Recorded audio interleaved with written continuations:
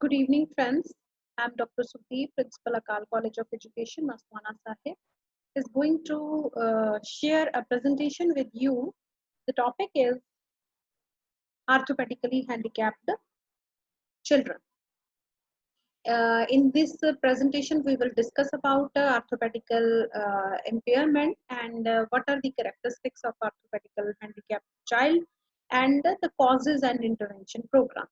So first of all, we will see what is the orthopedical impairment or handicapped or disability. Orthopedical disability is that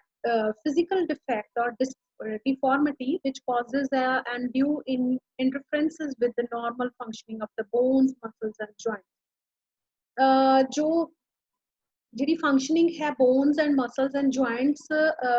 affect ਹੁੰਦੀ ਹੈ ਇਹਦੇ ਵਿੱਚ ਆਰਥੋਪੈਡਿਕਲੀ handicapped ਕਾਰਨ ਕੋਈ ਵੀ ਹੋ ਸਕਦਾ ਹੈ ਬਟ ਅਫੈਕਟ ਜਿਹੜਾ ਹੈ ਬੋਨਸ ਮਸਲਸ ਤੇ ਜੁਆਇੰਟਸ ਦੇ ਕਰਕੇ ਹੁੰਦਾ ਤੇ ਉਹਦੀ ਉਹ ਆਲ ਦ ਫੰਕਸ਼ਨਿੰਗ ਬੈਠਣਾ ਉੱਠਣਾ ਚੱਲਣਾ and all things ਜਿਹੜੀਆਂ ਹੈ ਅਫੈਕਟ ਹੋ ਜਾਂਦੀਆਂ ਨੇ the term crippled children include a multiplicity of clinical problems that example children with cerebral palsy poliomyelitis club foot है epilepsy है spine bifida है and many more other conditions इस group ਦੇ ਵਿੱਚ ਜਿਹੜੀਆਂ ਹੈ ਆ ਜਾਂਦੀਆਂ ਨੇ another physical disability ਜਿਹੜੀ ਹੈ which may be some sort of illness is due to the rheumatoid arthritis ਬਹੁਤ ਤਰ੍ਹਾਂ ਦਾ arthritis ਹੈ ਬਹੁਤ ਤਰ੍ਹਾਂ ਦੀਆਂ ਜਿਹੜੀਆਂ arthritis ਦੀਆਂ forms ਨੇ ਉਹਨਾਂ ਕਰਕੇ arthritis ਦੀਆਂ problems ਕਰਕੇ ਜਿਹੜਾ ਹੈਗਾ physical difficulty ਆਉਂਦੀ ਹੈ ਉਹ ਵੀ ਇਸ ਦੇ ਵਿੱਚ ਆ ਜਾਂਦਾ ਜਿਹਦੇ ਕਰਕੇ ਜਿਹੜਾ ਪੇਸ਼ੈਂਟ ਹੈਗਾ ਉਹ ਬਹੁਤ ਤਰ੍ਹਾਂ ਦੀ ਇਨਫਲੇਮੇਸ਼ਨ ਔਨ ਦ ਜੁਆਇੰਟਸ ਜਿਹੜਾ ਹੈ ਸਫਰ ਕਰਦਾ ਸੋ ਉਹਦੇ ਕਰਕੇ ਹੀ may have a low in the functioning of his walking, sitting, crawling, etc. etc. So, ਜਿਹੜੇ ਇਹ ਕਾਰਨ ਜਿਹੜਾ ਹੈਗਾ that can be because of ਕੋਈ injury, ਕੋਈ disease, ਕੋਈ ਜਿਹੜੀ ਹੈ defect ਜਿਹੜੇ ਹੈ bones, muscles ਦੇ ਵਿੱਚ ਹੋਣ ਕਰਕੇ ਇਹ orthopedically handicapness ਹੈ ਜਿਹੜੀ ਉਹ ਹੁੰਦੀ ਹੈ ਸੋ ਟਾਈਪਸ ਆਫ ਆਰਥੋਪੈਡਿਕਲੀ ਹੈਂਡੀਕੈਪਡ ਚਿਲਡਰਨ ਜਿਹੜੇ ਇਹ ਬੱਚੇ ਨੇਗੇ ਇਹ ਕ੍ਰਿਪਲਡ ਦੀਆਂ ਵੀ ਅੱਗੇ ਦੋ ਕੈਟਾਗਰੀਜ਼ ਨੇ ਮਾਈਲਡਲੀ ਕ੍ਰਿਪਲਡ ਸੀਵੀਅਰਲੀ ਕ੍ਰਿਪਲਡ ਤੇ ਪੋਲੀਓ ਸਟ੍ਰਿਕਨ ਜਿਹੜੇ ਹੈ ਹੋ ਸਕਦੇ ਨੇ so first of all we will see ਕਿ ਕ੍ਰਿਪਲਡ ਕੀ ਹੁੰਦੇ ਨੇ ਇਹ cripple child in the orthopaedic sense ਕੀ ਹੁੰਦਾ ਹੈ ਜਿਹਦੇ ਵਿੱਚ ਡਿਫਾਰਮਿਟੀ ਹੁੰਦੀ ਹੈਗੀ ਬੱਚੇ ਦੀ normal functioning of the bones ਜਿਹੜੇ ਉਹਦੇ ਬੋਨਸ ਮਸਲ ਤੇ ਜੁਆਇੰਟਸ ਨੇ ਉਹਨਾਂ ਵਿੱਚ ਡਿਫਾਰਮਿਟੀ ਹੈ ਮਤਲਬ ਪ੍ਰੋਪਰ ਫੰਕਸ਼ਨਿੰਗ ਨਹੀਂ ਹੈ ਉਹਦੀ ਜਿਹੜੀ ਕੰਡੀਸ਼ਨ ਹੈ may be congenital due to disease or accident ਕਿਸੇ ਐਕਸੀਡੈਂਟ ਕਰਕੇ ਜਾਂ ਡਿਜ਼ੀਜ਼ ਕਰਕੇ ਉਹਦੀ ਫੰਕਸ਼ਨਿੰਗ ਹੈ ਜਿਹੜੀ ਉਹ ਪ੍ਰੋਪਰ ਨਹੀਂ ਹੁੰਦੀ ਕੰਜੀਨੀਅਲ ਨਹੀਂ ਹੈ ਇਹਦਾ ਕਾਰਨ ਜਿਹੜਾ ਹੈਗਾ ਇਗਨੋਰੈਂਸ ਵੀ ਹੋ ਸਕਦਾ ਹੈ ਨੈਗਲੀਜੈਂਸ ਵੀ ਹੋ ਸਕਦਾ ਹੈ ਕੋਈ ਵੀ ਕਾਰਨ ਹੋ ਸਕਦਾ ਹੈਗਾ ਸੋ ਕ੍ਰਿਪਲਡ ਹੈਗੇ ਨੇ ਜਿਹੜੇ ਇਹ ਦੋ ਤਰ੍ਹਾਂ ਦੇ ਹੋ ਸਕਦੇ ਨੇ ਮਾਈਲਡ ਕ੍ਰਿਪਲਡ ਹੈ ਇਹ ਜਿਹੜੀ ਹੈਗੀ ਹੈ ਅਬਨੋਰਮੈਲਿਟੀ ਹੈ ਜਿਵੇਂ dislocation of hips or joints clubbed feet है spina bifida है spina bifida ਹੁੰਦਾ ਕਿ birth ਜਿਹੜਾ birth ਦੇ ਵੇਲੇ ਹੀ ਬੱਚੇ ਦੀ spinal cord ਜਿਹੜੀ develop ਨਾ ਹੋਈ ਹੋਵੇ poliomyelitis ਹੈ tuberculosis of bones or joint ਹੈ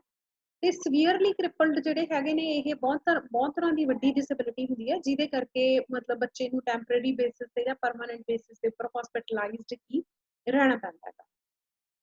Next है polio stricken. Polio stricken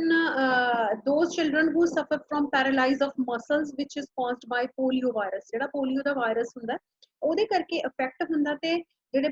muscles ਨੇ ਉਹ paralyzed ਹੈ ਜਿਹੜੇ ਹੋ ਜਾਂਦੇ ਨੇਗੇ. So the virus enters the blood and reaches the central nervous system ਤੇ ਉਸਨੂੰ affect ਜਿਹੜਾ ਹੈ ਉਹ ਕਰਦਾ ਹੈ. Now come to the identification of orthopedically handicapped children. ਸੋ ਜਿਹੜੇ ਆਰਥੋਪੈਡਿਕਲੀ ਹੈਂਡੀਕੈਪਡ ਚਾਈਲਡ ਹੈ ਉਸ ਦੀ ਪਛਾਣ ਉਹ ਕਿਵੇਂ ਕੀਤੀ ਜਾ ਸਕਦੀ ਹੈ ਉਹ ਬਹੁਤ ਤਰ੍ਹਾਂ ਦੇ ਕਰੈਕਟਰਿਸਟਿਕਸ ਨੇ ਜਿਹੜੇ ਸ਼ੋ ਕਰਦਾ ਹੈ ਜਿਹਨੂੰ ਦੇਖ ਕੇ ਆਬਜ਼ਰਵ ਕਰਕੇ ਜਿਹੜਾ ਹੈ ਆਇਡੈਂਟੀਫਾਈ ਕੀਤਾ ਜਾ ਸਕਦਾ ਹੈ ਕਿ ਚਾਈਲਡ ਹੈਵ ਅ ਆਰਥੋਪੈਡਿਕਲੀ ਇੰਪੇਅਰਮੈਂਟ ਜਿਵੇਂ ਦੇ ਮੇ ਸ਼ੋ ਪੂਅਰ ਮੋਟਰ ਕੰਟਰੋਲ ਮਤਲਬ ਜਿਹੜਾ ਸਾਡੇ ਮਸਲਸ ਗ੍ਰੋਸ ਮੋਟਰ ਤੇ ਫਾਈਨ ਮੋਟਰਸ ਇਨਵੋਲਵ ਹੁੰਦੇ ਨੇ ਜਿਹਦੇ ਕਰਕੇ ਅਸੀਂ ਬੈਠਦੇ ਆ ਉੱਠਦੇ ਆ ਚੱਲਦੇ ਆ ਕਿਸੇ ਚੀਜ਼ ਨੂੰ ਪਿਕ ਕਰਦੇ ਆ ਉਹਨੂੰ ਹੋਲਡ ਕਰਕੇ ਰੱਖਦੇ ਆ ਫਿਰ ਅੱਗੇ ਡ੍ਰੌਪ ਕਰਦੇ ਆ ਉਹ ਲਿਖਦੇ ਆ ਉਹ ਸਾਰੇ ਜਿਹੜੇ ਹੈ ਮੋਟਰ ਕੰਟਰੋਲ ਹੈ ਉਹ ਸਾਡਾ ਇਹਨਾਂ ਬੱਚਾ ਦਾ ਨਾ ਮੋਟਰ ਕੰਟਰੋਲ ਹੈਗਾ ਬਹੁਤ ਪੂਅਰ ਹੁੰਦਾ ਉਸੇ ਕਰਕੇ ਹੀ ਉਹਨਾਂ ਨੂੰ ਬਹੁਤ ਸਾਰੀਆਂ ਦਿੱਕਤਾਂ ਨੇ ਜਿਹੜੇ ਫੰਕਸ਼ਨਸ ਨੇ ਉਹ ਨਹੀਂ ਕਰ ਪਾਉਂਦੇ।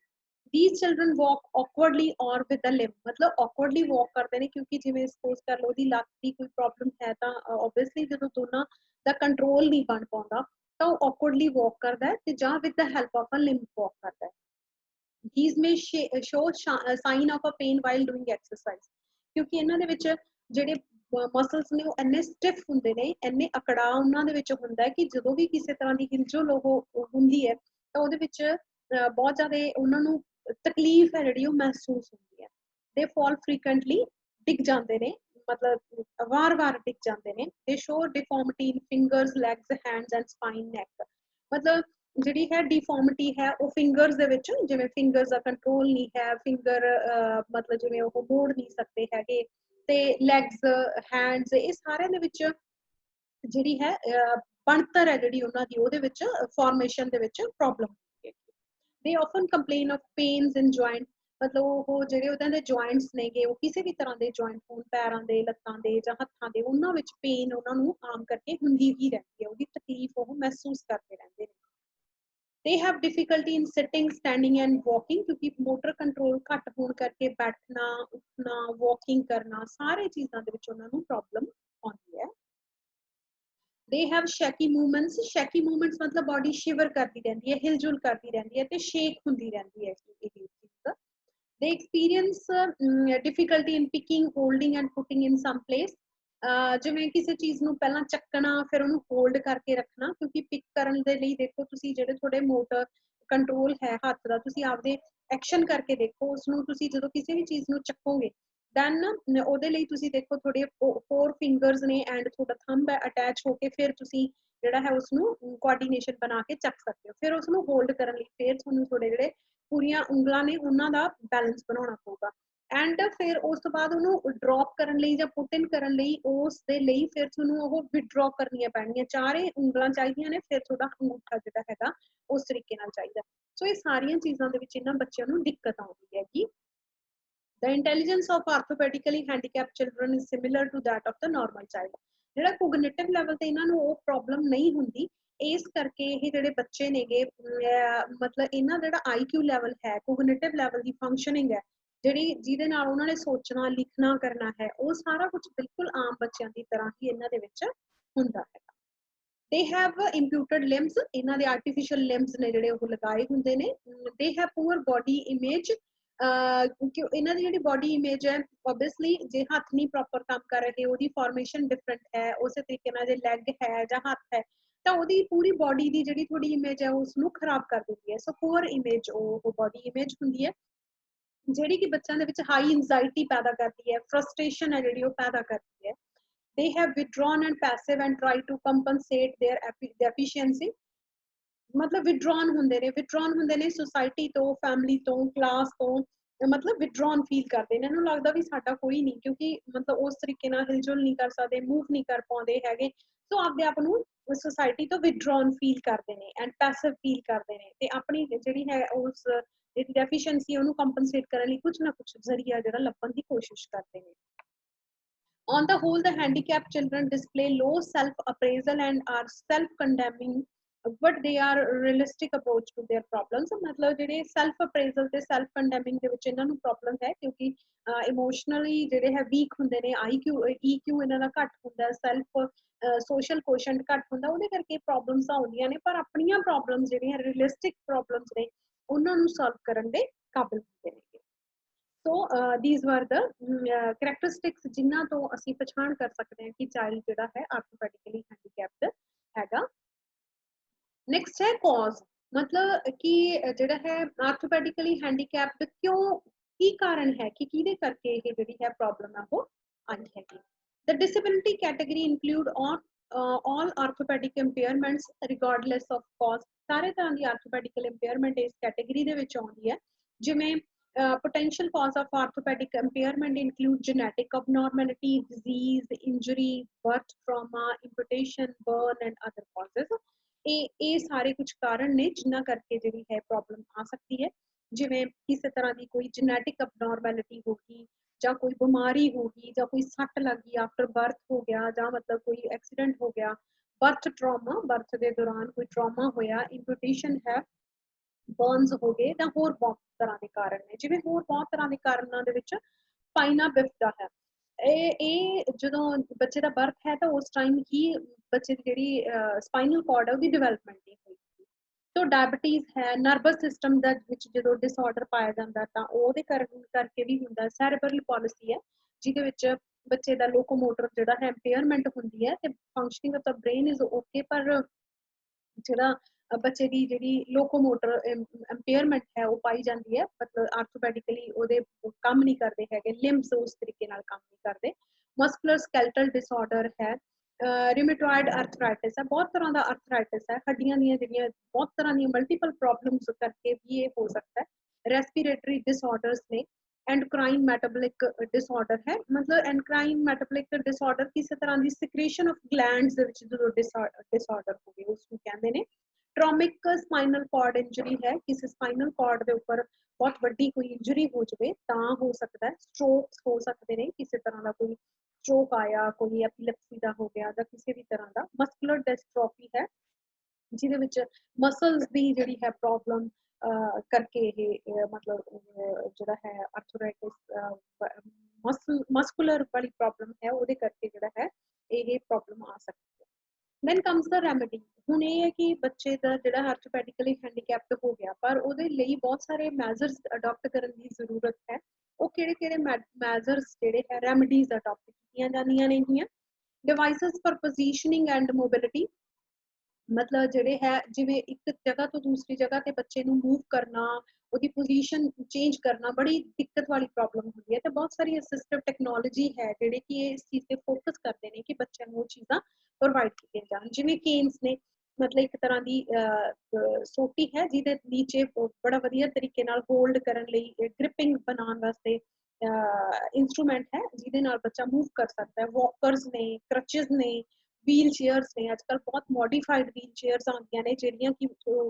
ਉਸ ਪਰਸਨ ਦੀ ਕਾਰ ਦੇ ਵਿੱਚ ਫਿੱਟ ਹੋ ਜਾਂਦੀਆਂ ਨੇਗੀਆਂ ਤੇ ਉਹ ਕਾਰ ਵੀ ਚਲਾ ਸਕਦਾ, ਮਤਲਬ ਆਪਦਾ ਵਾਹੀਕਲ ਵੀ ਚਲਾ ਸਕਦਾ ਹੈਗਾ। ਸੋ